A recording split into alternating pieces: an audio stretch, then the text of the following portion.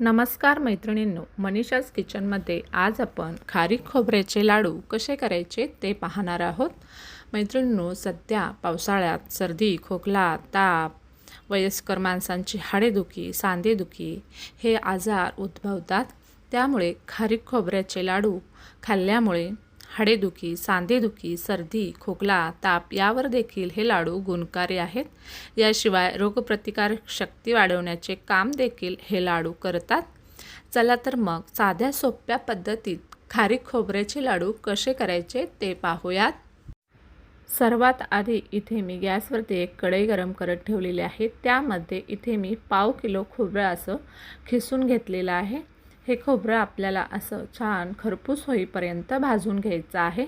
जास्त खोबरं करपवायचं सुद्धा नाही, थोडंसं कुरकुरीत आणि लालसर होईपर्यंत खोबरं भाजून घ्यायचं आहे। इथे तुम्ही बघू शकता, अशा प्रकारे आपल्याला हे खोबरं भाजून घ्यायचं आहे। आता हे आपण बाजूला काढून घेऊयात। त्यानंतर इथे मी पाव किलो खारीक घेतलेले आहे।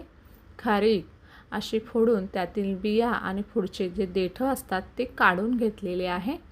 हे बघा, अशा प्रकारे खारीकचे तुकडे करून घेतलेले आहेत। आता ही खारीक सुद्धा आपल्याला एक चमचाभर तूप घालून भाजून घ्यायचे आहे। इथे मी एक छोटी वाटी भरून तूप घेतलेलं आहे। त्यातील एक चमचाभर तूप यामध्ये घालायचं आहे आणि खारीक आपल्याला 5 ते 6 मिनिटं छान अशी भाजून घ्यायची आहे। जर तुम्ही खारीक पावडर वापरली तर ती अशी भाजताना कढईला चिटकून बसते आणि करपते। त्यामुळे इथे आपण खारीकच भाजून घेणार आहोत। त्यानंतर खारीक पावडर केल्यानंतर भाजायची काही गरज नाही। सतत हलवत थोडीशी लालसर होईपर्यंत ही स्लो गॅसवरतीच आपल्याला खारीक छान अशी भाजून घ्यायची आहे। इथे तुम्ही बघू शकता, अशा प्रकारे थोडीशी लालसर झालेली आहे। आता ही खारीक आपण बाजूला काढून घेऊया।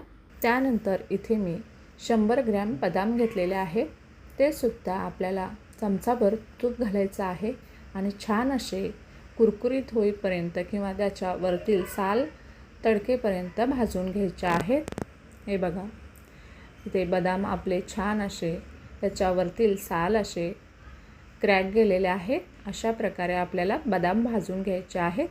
बदाम तुम्ही तुमच्या आवडीनुसार यामध्ये कमी जास्त घालू शकता। त्यानंतर हे एका बाउलमध्ये मी काढून घेतलेलं आहे। आता यामध्ये मी 100 ग्रॅम काजू घातलेले आहेत।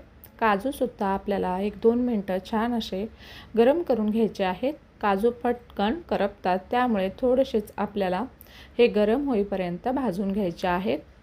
इथे बघू शकता, मस्त असे आपले काजूसुद्धा थोडेसे डाग पडेपर्यंत इथे भाजून घेतलेले आहेत। आता हे सुद्धा मी बाजूला काढून घेतलेले आहे। आता इथे मी 50 ग्रॅम भोपळ्याच्या बिया घेतलेल्या आहेत। त्यावरती थोडंसं तूप घालायचं आणि बियासुद्धा छान अशा भाजून घ्यायच्या आहेत। बिया भाजले की थोड्या या फुगायला लागतात। इथे तुम्ही बघू शकता, अशा प्रकारे टम्म भोपळ्याच्या बिया फुगतात। आता हे आपण बाजूला काढून घेऊया। त्यानंतर इथे मी जे राहिलेलं तूप होतं ते सर्व तूप यामध्ये घातलेलं आहे। आता या तुपामध्ये आपण डिंक तळून घेणार आहोत। इथे मी 50 ग्रॅम डिंक घेतलेला आहे। आता हा डिंक आपण तळून घेऊया। तूप इथे छान गरम झालेला आहे।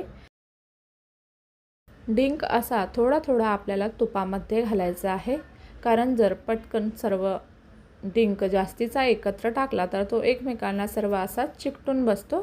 त्यामुळे असा आपल्याला थोडा थोडा डिंक घालून तळून घ्यायचा आहे। डिंक चांगला फुलला पाहिजे, फुलेपर्यंत डिंक तळून घ्यायचा आहे। हे बघा, अशा प्रकारे डिंक तळून घ्यायचा आहे। आता हा आपण बाजूला काढून घेऊया आणि अशाच प्रकारे इथे मी सर्व डिंक तळून घेते। इथे सर्व डिंक तळून घेतलेला आहे। आता हे सर्व साहित्य आपल्याला मिक्सरला बारीक वाटून घ्यायचं आहे। इथं मी छोटं मिक्सरचं भांडं घेतलेलं आहे, तुम्ही हवं तर मोठंही घेऊ शकता। त्यानंतर सर्वात आधी मी इथे काजू, बदाम आणि भोपळ्याच्या बिया आहेत त्या बारीक करून घेणार आहोत। मिक्सर चालू बंद करत आपल्याला हे बारीक करून घ्यायचं आहे। जास्त अशी बारीक ह्याची पूडसुद्धा करायची नाही। इथे बघू शकता, असं आपल्याला हे जाडसर वाटून घ्यायचं आहे। आता इथे मी सर्व वाटून घेते। इथे बघा, इथे सर्व मी काजू बदाम हे वाटून घेतलेलं आहे। त्यानंतर इथे मी खारीक आणि खोबरं वाटून घेणार आहे। आता मिक्सरच्या भांड्यात आपल्याला थोडीशी खारीक आणि त्यावरती थोडंसं खोबरं घालायचं आहे। असं केल्यामुळे खारीक आपली छान अशी खोबऱ्याबरोबर बारीक होते। हे बघा, अशा प्रकारे आपली मस्त अशी खारीकसुद्धा मिक्सरला बारीक झालेली आहे। इथे अशाच प्रकारे मी सर्व खारीक आणि खोबरंसुद्धा बारीक करून घेते। हे बघा, इथे सर्व आपलं मिश्रण वाटून तयार झालेलं आहे। त्यानंतर इथे यावरती मी डिंक घातलेला आहे। डिंक इथे मी मिक्सरला बारीक वाटणार नाही, असाच यामध्ये डिंक घालणार आहे। कारण डिंक असाच आपण जेव्हा लाडू खातो त्यामध्ये जेव्हा दाताखाली येतो तेव्हा छान लागतो, त्यामुळे असाच घातलेला आहे।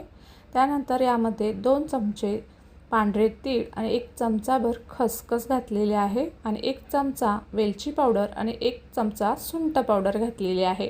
आता हे सर्व आपल्याला जो डिंक आहे तो असाच मिश्रण एकजीव करता करता थोडासा असा हाताने बारीक करून घ्यायचा आहे आणि बाकी थोडासा असाच जरी राहिला तरीसुद्धा तो खाताना छान लागतो। इथे बघा, अशा प्रकारे हे सर्व मिश्रण एकजीव आपल्याला असं डिंक थोडा चुरून घेत एकजीव करून घ्यायचं आहे। हे बघा, अशा प्रकारे। यानंतर आता आपण जे आपलं तूप उरलेलं होतं त्यामध्येच आपण गूळ घालणार आहोत आणि गूळ विरघळवून घेणार आहोत। इथे मी पाव किलो गूळ असा चिरून घेतलेला आहे, तो या तुपामध्ये घालायचा आहे आणि गूळ अशा प्रकारे हलवत आपल्याला विरघळवून घ्यायचा आहे। ह्याचा पाक तयार करायचा नाही, अगदी 2 ते 3 मिनिटांमध्येच 2 मिनिटांमध्येच म्हटलं तरी चालेल, गूळ विरघळतो। इथे बघू शकता, अशा प्रकारे गूळ छान विरघळला की लगेच गॅस बंद करायचा आणि हे मिश्रण आपल्याला या खारीक खोबऱ्याच्या मिश्रणामध्ये घालायचं आहे। हे बघा, अशा प्रकारे यामध्ये घालायचं आहे आणि त्यानंतर हे आपल्याला चमच्यानेच एकत्र करून घ्यायचं आहे। कारण हे मिश्रण गरम आहे, त्यामुळे पटकन हात घालायचा नाही। अशा प्रकारे पहिल्यांदा एखादा मिनिट चमच्याने आपल्याला हे एकत्र करून घ्यायचं आहे। त्यानंतर हाताने हे सर्व एकजीव करून घ्यायचं आहे। इथे तुम्ही बघू शकता, थोडासा आपण गूळ कमी वापरलेला आहे तरीसुद्धा हे मिश्रण असं एकदम छान असं मऊसूत झालेलं आहे। असंच छान एकत्र करून घ्यायचं आहे। आता यामध्ये जर तुम्हाला जास्त गोड आवडत असेल तर अजून थोडासा गूळ यामध्ये जास्त घातला तरीसुद्धा चालू शकतो। इथे बघा, सर्व मिश्रण एकत्र एकजीव झालेलं आहे। आता आपण ह्याचे लाडू बांधूया। लाडू जेवढा तुम्हाला मोठा छोटा हवा असेल तेवढं असं मिश्रण घ्यायचं हातामध्ये आणि लाडू वळायचा। इथे तुम्ही बघू शकता, अगदी सहज याचे लाडू वळता येतोय। यावरती मी थोडेसे पेस्त्याचे काप घेतलेले आहेत। असा लाडूवरती एक काप ठेवायचा छान असं सजावटीसाठी आणि लाडू बांधून घ्यायचे। जर लाडू बांधण्यासाठी दोघी असाल तर पटापट लाडू वळून घ्यायचे आणि जर समजा शेवटी थोडंसं मिश्रण सुकल्यासारखं जर वाटत असेल तर वरतून 1-2 चमचे तूप घालायचं आणि छान असे परत लाडू वळता येतात। अशाच प्रकारे इथे मी सर्व लाडू तयार करून घेते। इथे सर्व लाडू आपले तयार झालेले आहेत।